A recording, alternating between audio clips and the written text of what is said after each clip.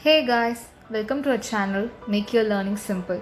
Today we are going to learn modal auxiliary verb. I hope you have seen part 1. If not, I am giving the link of part 1 video in description box. Let's get into the video. In part 1, we have seen auxiliary verbs and now we are going to see modal auxiliary verb. What is modal? Modal is nothing but modality. Modal is nothing but modality. Okay. What is modality? Modality means expression. What is modality? Modality means expression.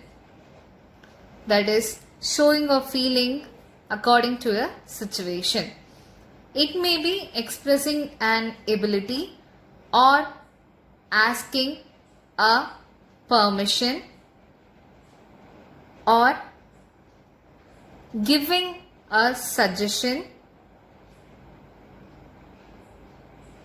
or ordering something or even giving an advice, which we usually don't like, right? Alright.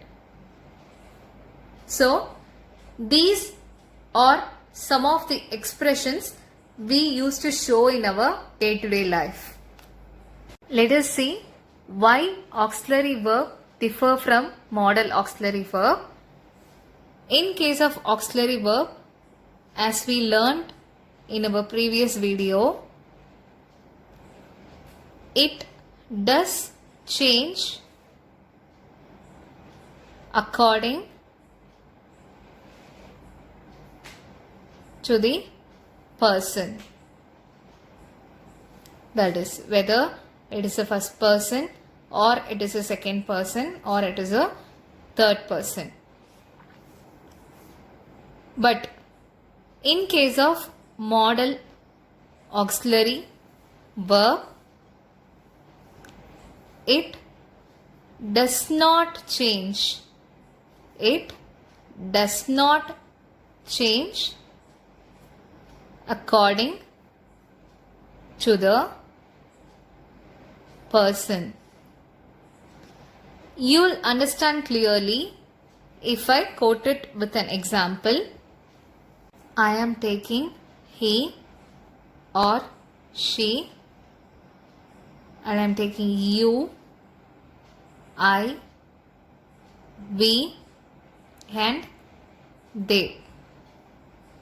Here, this is third person singular, this is second person, and this is first person singular, and this is first person plural, third person plural. Now I am taking a modal verb can as an example, and I am writing a sentence here.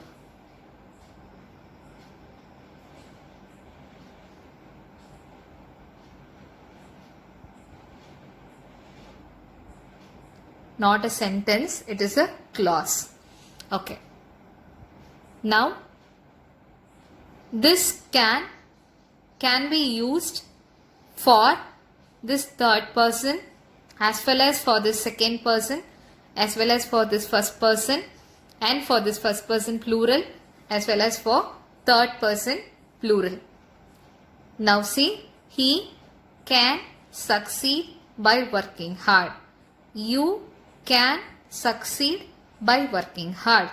I can succeed by working hard. We can succeed by working hard. They can succeed by working hard. So, as per our definition, modal auxiliary verb does not change according to the person. This modal auxiliary verb can is common for all these nouns and it does not change with the person. Now when it will change? It will only change for tense. If I am going to write this sentence in past tense, I can use could instead of can. Again, this could is also a modal verb, and it is common for all these nouns. He could succeed by working hard. You could succeed by working hard. I could succeed by working hard. We could succeed and they could succeed. Now we are going to see modal verbs.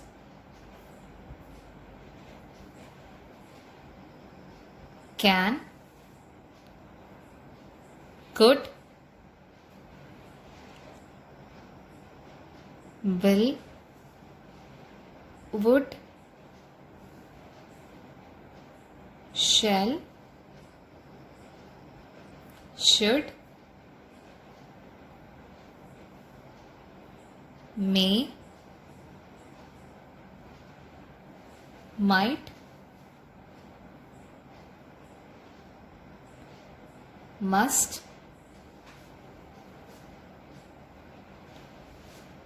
ought to, need to, and have to. These all are the modals.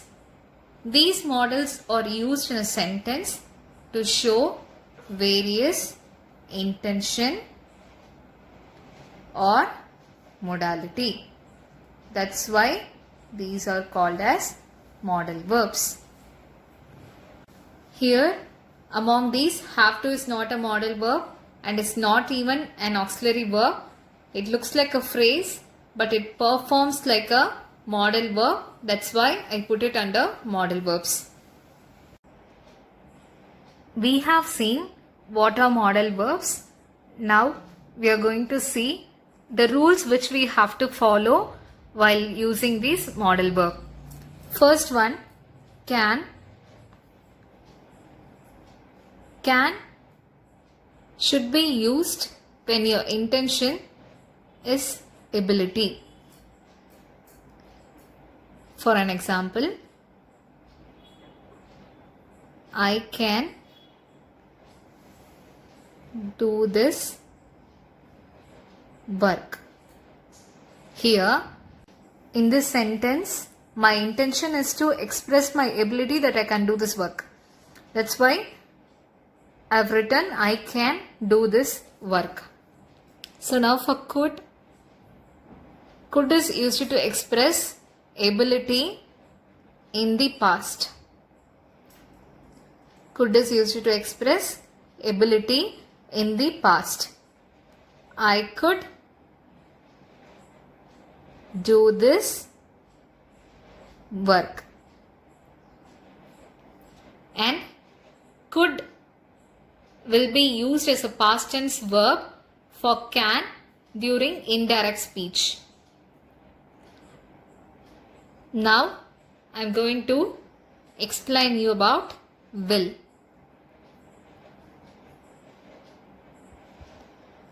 Will is used in a sentence when your intention is to request something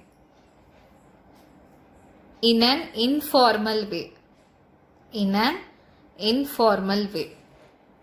Let me give you an example. Will you give me this book? Here I am requesting someone to give his or her book to me. So that's why I have used will here. So will can be used in a sentence if your intention is to express request. That is in an informal way. If you are going to talk to a superior, you cannot use will. Then at that time you can use would. Would is also request, but in a polite way. If you are talking to a friend, then you can use will. But if you are talking to a superior, your teacher or someone who is superior to you, then you can only use polite sense. So you should use would there. Would You come with me to library. So, when you are going to raise a request which is very polite, that time you have to use would. Okay. Will is also used to express determination. Will is also used to express determination. For an instance, I will come to school. Here, will is used to express the determination. Again, will is used to denote future. Will is used to denote future. Would is used to denote future in the past. See for an example, I will come to temple today. So, this sentence is referring a future action. I will come to temple today. And now for would. Would is used to denote future in the past. He promised that he would come to school. Here, he promised. Promised is a past tense. Promised is past tense. But he would come to school denotes future in the past. That is, he promised that he would. Promised is past tense, but he is promising in the past about the future action. Now, shall and should. Shall. When should we use shall? Shall is used to denote simple future, especially for first person. When you are talking about first person, I shall buy a puppy. And when should I use should? Should is used to a sentence when your intention is to advise. You should obey your parents. And for advice, also for suggestion. You should go to tuition for better understanding.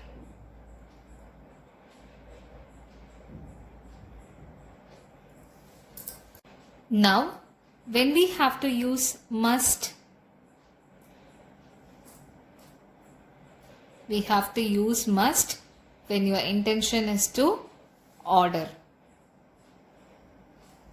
You must come to class every day. You must not waste time.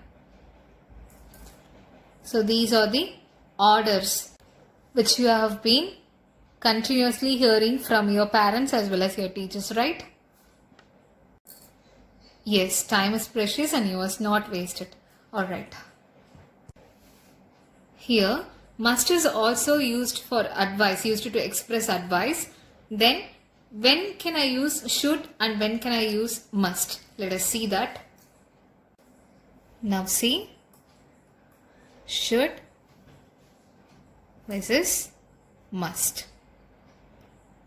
Both denotes advice in some sentence. Okay. Now when should I use should? You should